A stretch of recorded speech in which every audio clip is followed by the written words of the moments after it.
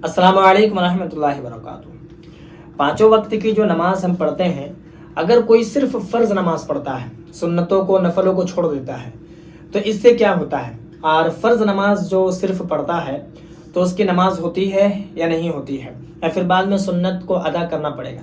जैसे आपको पता है कि अगर कोई नमाज छोड़ देता है, नमाज नहीं पढ़ता है, तो उसके ज़िम्मे में बाकी रह जाती है वो नमाज़ें, जिसको हम कज़ा कहते हैं, फिर बाद में उसे अदा करना पड़ता है। लेकिन बहुत सारे लोगों का ये ख्याल होता है, जैसे कहीं जा रहे हैं, कोई काम है, तो ऐसी सूरत तो वो समझते हैं कि चलो फ़र्ज़ पढ़ लेते हैं, सुन्नत बाद में देखा जाएगा। तो आज मैं आपको बताता हूँ हदीस मुबारका, नबी करीम सल्लल्लाहु अलैहि वसल्लम का फरमान है। ये हदीस हज़रत अबू हुरैरा रज़ी अल्लाह तआला अन्हु इसके रावी हैं। वो फरमाते हैं कि अल्लाह के रसूल सल्लल्लाहु अलैहि वसल्लम ने फरमाया है कि क़यामत के दिन जो हिसाब व किताब होगा, कौन ईमान वाला है और कौन ईमान वाला नहीं है। यानी कि एक तरफ ईमान वाले रहेंगे और एक तरफ गैर ईमान वाले रहेंगे। दोनों का अमाल वहाँ तौला जाएगा और दोनों का देखा जाएगा। उसके बाद जो ईमान वाले होंगे उस पर फिर कैटेगरी होगी कि किसने कितना अमल किया है, किसने कितना गुनाह किया है।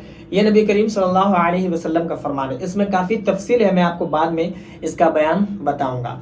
अब मैं आपको बताता हूँ कि जो लोग फ़र्ज़ नमाज पढ़ते हैं और सुन्नतों को छोड़ने का इरादा रखते हैं या फिर छोड़ देते हैं, इसके बारे में आप सुनिए कि जब वहाँ पर हिसाब व किताब होगा तो कोई ऐसा शख्स होगा कि उसके आमाल जब देखे जाएंगे, तो उसके आमाल में जब देखा जाएगा कि जो फ़र्ज़ है वो सारे के सारे वहाँ पर ले लिए गए, और इसके बावजूद भी जन्नत जाने के वह हकदार अगर बनता है तो उसमें कुछ सवाब कम हो जाता है। यानी कि अगर उसने कोई और नेकी किए हैं तो फिर उसको मिला करके जन्नत जाने का वो हकदार हो जाएगा, जन्नत वो जा सकता है। तो फिर उस इंसान के अमल में ये भी देखा जाएगा कि फ़र्ज़ के अलावा इसने जो सुन्नत काम किए हैं, नफली काम किए हैं, मुस्तहब्बात काम किए, वो तमाम तर कामों को देखा जाएगा। तो उस जगह पर अगर आपने सुन्नत पढ़े हैं, नफल पढ़े हैं, सदका व खैरात किए हैं, तो वो अमल वहाँ पर आपका काम आएगा। ये बात आपको समझ में आ गई। अब मैं आपको बताता हूँ कि नमाज होती है या नहीं होती, इसको भी आप समझ ही लीजिए। तो फ़र्ज़ नमाज अगर आप अदा करते हैं वो तो आपके ज़िम्मे में बाकी नहीं रहेगी, क्योंकि वो उसको आपने अदा कर लिया।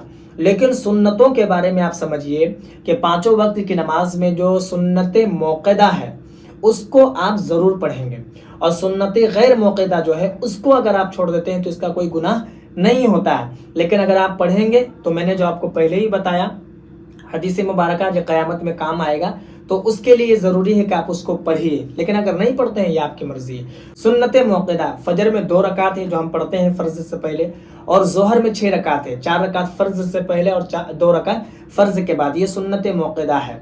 और मगरिब में 2 रकात जो फ़र्ज़ के बाद पढ़ते हैं, और इशा में 2 रकात है जो फ़र्ज़ के बाद पढ़ते हैं। ठीक है, तो ये टोटल 12 रकात सुन्नत मौक़दा है। अगर आप पढ़ते हैं तो इसका सवाब तो मिलेगा, इसको अगर आप छोड़ देते हैं तो इसका गुनाह आपको होगा।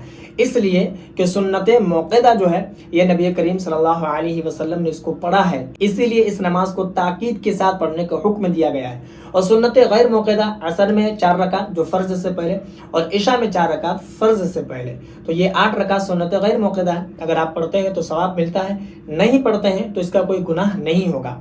लेकिन बेहतर है कि इसको छोड़ने की आदत ना बनाएं। और जो नफल नमाज है, ज़ोहर में 2 रकात है, मगरिब में 2 रकात, इशा में 4 रकात, तो जो ये टोटल नमाज है, जो नफल नमाज है 2-2 रकात करके, इसको आप ज़रूर पढ़िए। अगर आप पढ़ते हैं तो फिर इंशाअल्लाह तबारक व तआला क़यामत के दिन ये तमाम तर नमाज आपके काम आने वाली है।